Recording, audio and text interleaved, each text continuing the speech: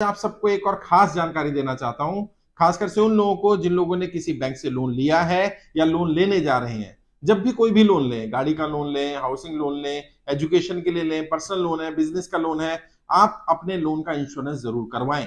और बैंक आपको बताता भी है कि आपको इंश्योरेंस कराना चाहिए। मैं भी आपको रिकमेंड करूंगा, आपको इंश्योरेंस करवाना चाहिए। लेकिन जब बैंक इंश्योरेंस करे तो आपने ये भी ध्यान रखना है कौन सा वाला इंश्योरेंस करना है या बैंक कौन सा इंश्योरेंस कर रहा है।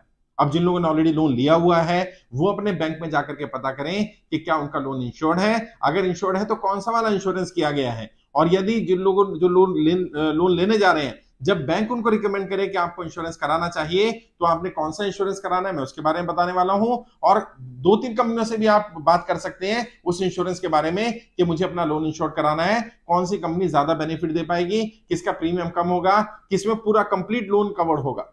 कई बार क्या होता है, जैसे हाउसिंग लोन में हमने देखा है इंश्योरेंस कर दिया जाता है बिल्डिंग का, यानी उस घर का या उस जगह का इंश्योरेंस कर दिया जाता है कि कभी भूकंप आ जाए, बाढ़ आ जाए, कुछ आ जाए और बिल्डिंग टूट जाती है, किसी भी तरह से डैमेज हो जाती है तो बैंक को पैसा मिल जाएगा।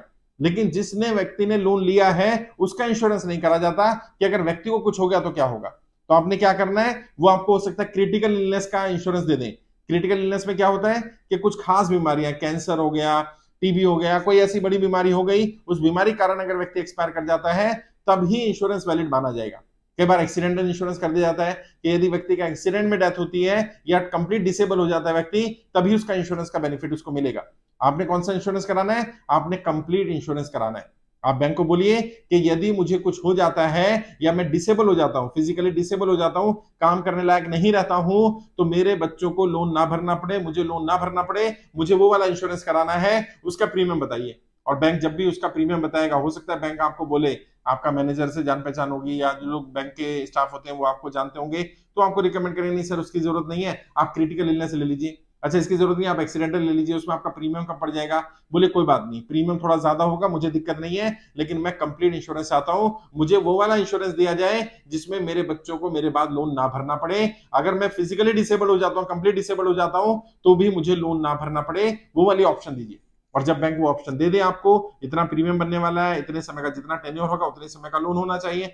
अब आप इसको क्रॉस चेक कर सकते हैं अलग अलग कंपनियों से जो इंश्योरेंस देती हैं।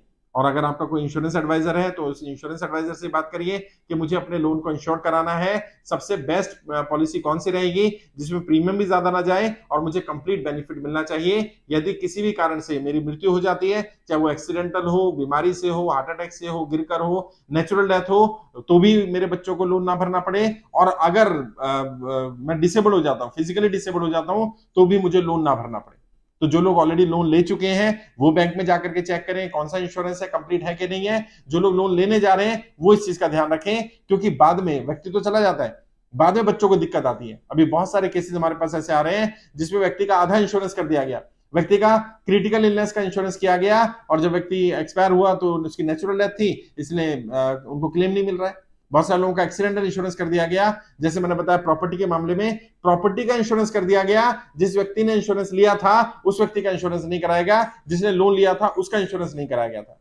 तो ऐसी मिससेलिंग हो रही है। अगर ऐसी मिससेलिंग ना हो आपके साथ, आप बचना चाहते हैं, तो आज ही जब भी आप लोन लेने जाएं आप बैंक से पता करें। जिन लोगों ने लोन ऑलरेडी लिया हुआ है वो जाकर के बैंक से पता करें। अगर आपका लोन इंश्योर नहीं है तो आप अपने जीते जी उसको इंश्योर करा सकते हैं। हर साल का प्रीमियम देना होता है, यदि आपने पिछले 2 साल 3 साल से नहीं भी दिया है तो आप अब से कंटिन्यू कर सकते हैं। और जितने दिन का आपका लोन होना चाहिए उतना ही इंश्योरेंस का टेन्योर होना चाहिए, लोन टेन्योर के बराबर इंश्योरेंस का टेन्योर होना चाहिए।